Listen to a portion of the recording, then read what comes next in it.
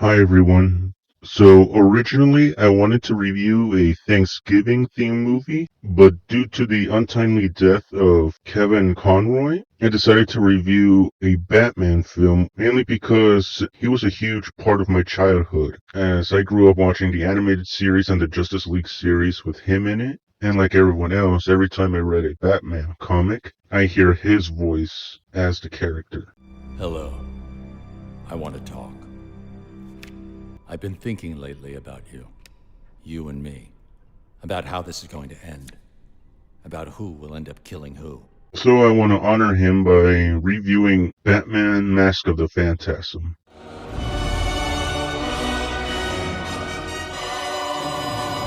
Batman Mask of the Phantasm is a 1993 American animated superhero film directed by Eric Wronski and Bruce Timm. It was written by Alan Burnett, Paul Dini, Martin Pasco, and Michael Reeves. The film is based on the Batman animated series and was the first original theatrical film produced by Warner Brothers Animation. And it was also the first film in the DC animated universe, and it was the only one released theatrically. And it's considered as one of the greatest Batman films ever made, even better than the live action series. So without further ado, let's check it out. So the film begins with a great shot of Gotham City in its CGI glory, and we see Batman, played by the late great Kevin Conroy, as he busts a counterfeit operation run by the gangster Chucky Soul, played by Dick Miller.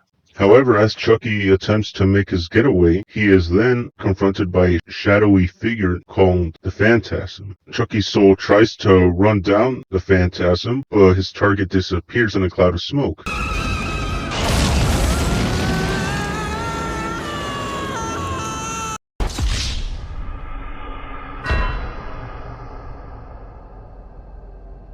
Then Batman arrives on the scene and the Phantasm disappears. And Soul's death infuriates Councilman Arthur Reeves, played by Hart Bochner, a vocal opponent of Batman's methods and a pain in the ass for Commissioner James Gordon. We then cut to a party at Wayne Manor where we see our boy Bruce Wayne being a player.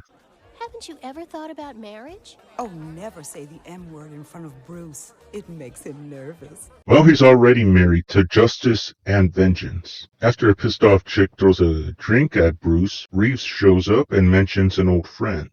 Andrea? Yes, Andrea Beaumont. Now there was a sweet number. How'd you let her get loose? Thanks for the handkerchief, Arthur. You know where you can stick it. Then we get a flashback to the past where a young Bruce Wayne visits his parents' grave and meets a young Andrea Beaumont, played by Dana Delany, who you may know as the voice of Lois Lane in the Superman animated series. Anyways, she's here to visit her mother's grave and even talks to her. Know who that was? Bruce Wayne. You know, Wayne Enterprises? I've seen him on campus. Very moody. Cute, though. Then the two strike up a conversation and sparks immediately fly. Later that night, Bruce dons a ski mask and confronts a group of thieves hijacking a truck of goods. And if this looks familiar, that's because it was inspired by the Batman Year One graphic novel by Frank Miller, the same novel that inspired Batman Begins and The Batman. Anyways, Bruce successfully stops the thieves, but the next morning he is not satisfied. I had the edge. I could feel it. There was only one thing wrong. They weren't afraid of me. I've got to strike fear in them from the start. Yeah, don't worry, Bruce. You'll come up with something.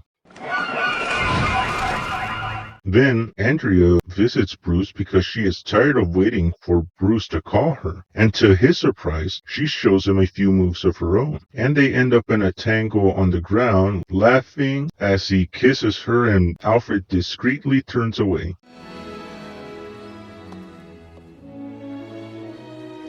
Okay, people, move along. There's nothing to see here. Back at the present, an old associate of Chucky's soul called Buzz Bronski, played by John P. Ryan, visits his grave at night and gets a surprise visit from the Phantasm. Then Bronski falls into an open grave. Farewell, Mr. Bronski.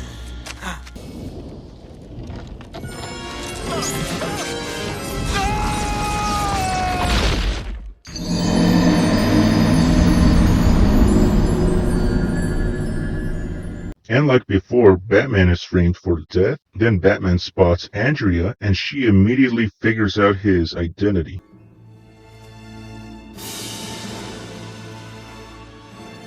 Bruce? God damn it, Batman, get your shit together. Meanwhile, Batman spies on Reeves and Andrea as they are having dinner, and he has another flashback, where Bruce and Andrea have been dating for a while and tour Gotham World's fair together. Afterwards, Andrea takes him to meet her father, Carl Beaumont, voiced by Stacy Keach, who also voices the Phantasm. Anyways, Carl is a high-powered businessman, and Bruce meets a young Reeves, a hotshot lawyer in Beaumont's company. Bruce receives Carl's stamp of approval, but their meeting is cut short by a mobster named Salvatore Valstria, voiced by Abe Vigoda. They excuse themselves, and Bruce and Andrea see a street merchant being harassed by a motorcycle gang. Bruce tells Andrea to stay put, and he leaps into action. He easily knocks out two of the gang, but he gets distracted by Andrea's terrified expression and gets knocked to the ground, allowing the gang to escape with the merchant's money box. Later that night, Bruce paces Wayne Manor with one hell of a conundrum.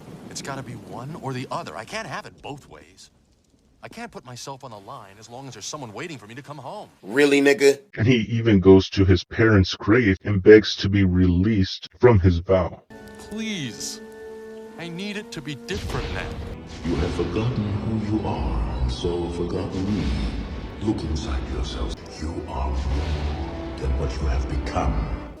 But I didn't see this coming. I didn't count on being happy. Remember who you are.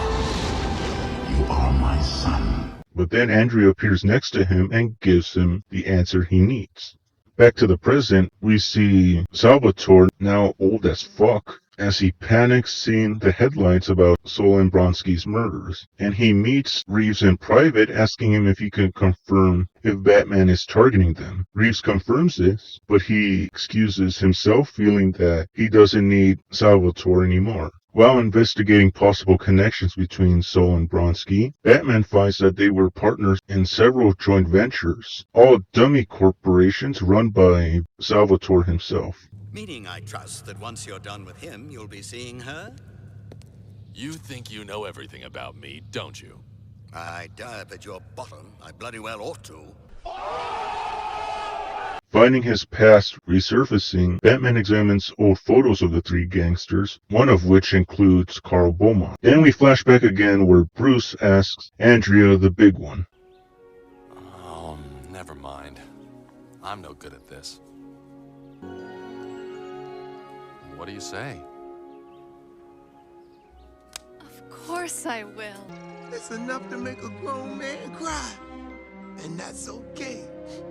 Then they are interrupted by a swarm of bats. A huge steaming ball of foreshadowing. Bruce drops off Andrea at her home. It appears odd, as her father doesn't usually see clients this late. Andrea then goes inside to tell her father the good news, and Bruce and Salvatore's chauffeur stand watch outside, catching a quick glimpse of each other before Bruce leaves. A huge steaming ball of foreshadowing. Next morning, Bruce explores the cave under Wayne Manor, and Alfred gives Bruce a message from Andrea.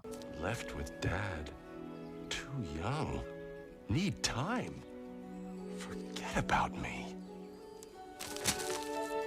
Damn, she friend-zoned Batman. Heartbroken, Bruce decides to don the cowl for the first time and adopts a new terrifying persona as Batman.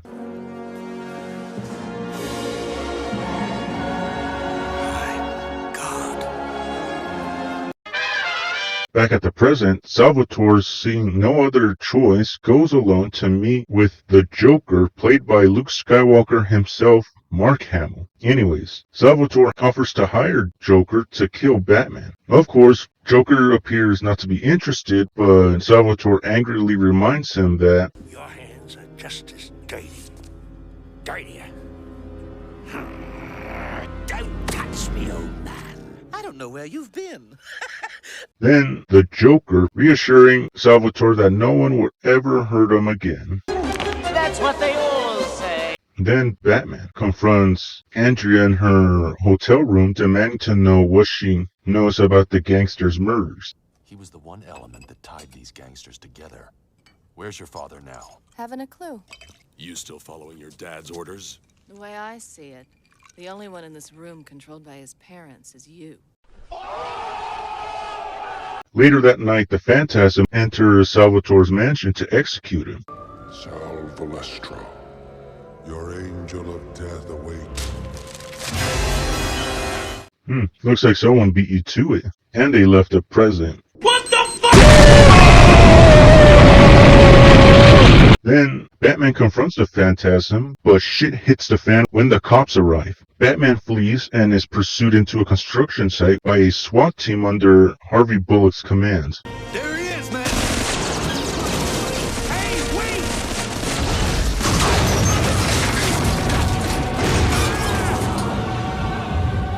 You jerk! We get an action-packed scene as Batman tries to get away from the police, even removing his cape and cowl as a distraction. Now unmasked and severely dazed by the explosion, he stumbles to the end of the alley, with the cops right behind him until Andrea appears in her car and she speeds away. At Wayne Manor, Andrea tells him what really happened the last night they saw each other. When Andrea returned home to tell her father the good news, she finds him in the clutches of the three gangsters, Saul, Bronski, and Salvador. Carl begs for one more chance, saying that he will return their money no later than the next day. Salvatore agrees, but as soon as they are gone, Carl tells Andrea that they must leave town immediately because the money would actually take weeks to acquire, and Salvador won't wait. Andrea pleads that she and Bruce have just become engaged, but Carl tells her that they'll both be dead by the next day if they don't escape. I'm sorry, Andy. I just wanted a chance for you. I'll get you out of this. Somehow we'll be free of those guys, whatever it takes. Andrea fills in the rest of the story, where she and her father escaped to Europe, and he was immediately able to pay back the gangsters' money with interest, but they still wanted revenge. Realizing that Andrea had no choice but to leave him, Bruce remembers his love for her, and the two spend the night together. The next morning, Bruce and Andrea agree to try to make the relationship work again. He then sees her off. Alfred is enthusiastic about this. However, Bruce is unsure whether he can make the same choice he made 10 years before, but he admits he still loves her. But then he is looking over the photo of Carl Beaumont and the three gangsters, and he makes a shocking realization. Oh no! Then the Joker gets to Reeves in his office. In addition, he reveals that he's seen the real killer and reminds Reeves of his own history with the mobsters. Also, Joker has his own theory. A game theory. His theory is that Reeves hired the Phantasm to eliminate the witnesses to his dealings with Salvatore and his gang, which means the Joker himself is next in Reeves' list. However, Reeves denies this, but then Andrea phones his office to cancel their lunch date. Now, ain't that a coinky-dink? We're talking about the old man, and the spawn of his loins just happens to call. And the Joker gives Reeves what he fucking deserves.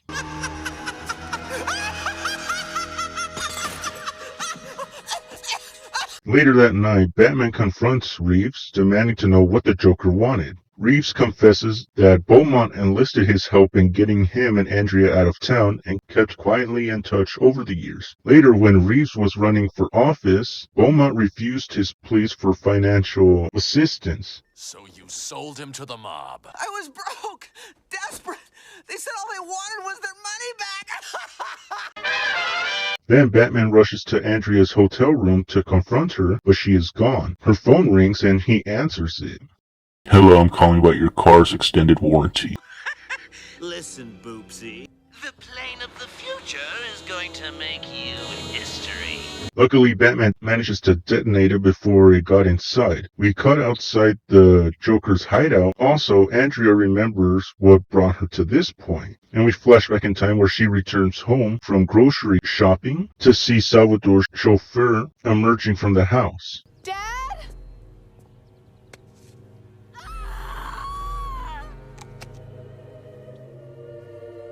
Back at the present, the Joker is confronted by the Phantasm, and he already manages to deduce the Phantasm's true identity.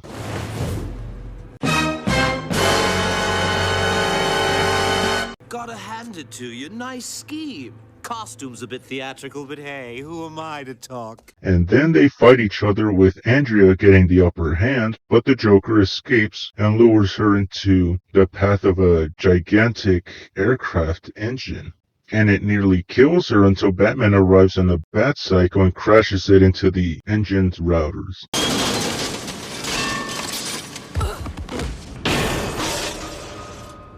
Then Batman confronts Andrea. Batman pleads with her to leave and let him apprehend the Joker his way, but she refuses. But Andy, what will vengeance solve?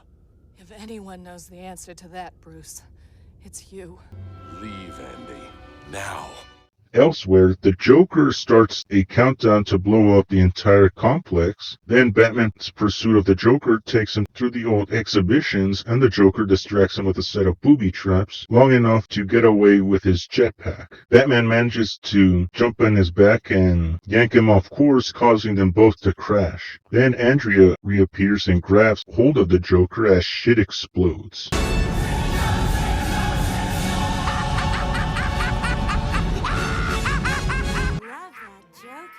And the Joker laughs maniacally as Andrea disappears with him in the cloud of smoke. The ground underneath Batman collapses and he falls into the sewer line. In the Batcave, Batman laments that he was unable to save Andrea. Vengeance blackens the soul, Bruce. I always feared you would become that which you fought against. But Andrea fell into that pit years ago. And no one, not even you, could have pulled her back. He then finds the locket Andrea left to remember her by. Then on a cruise ship out at sea, we see that Andrea is still alive, standing alone at the rail. And the film ends with Batman standing on the rooftop overlooking the city.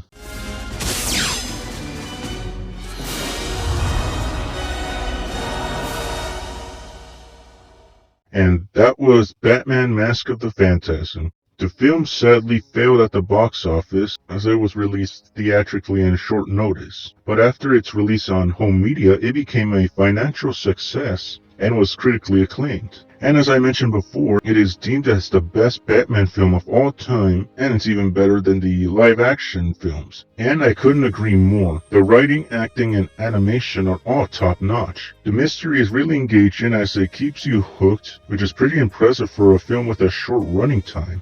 Also, all the performances are great, especially with the late great Kevin Conroy, as he gives an excellent performance as both Bruce Wayne and Batman, where he flushes out the man behind the mask. And Mark Hamill is always great as the Joker, bringing chaos in this film. Literally. The animation is perfect as it brings a larger-to-life feeling to Gotham and the action in every scene of the film.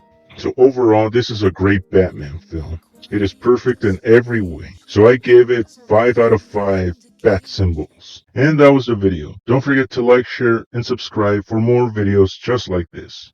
Stay safe out there. Goodbye.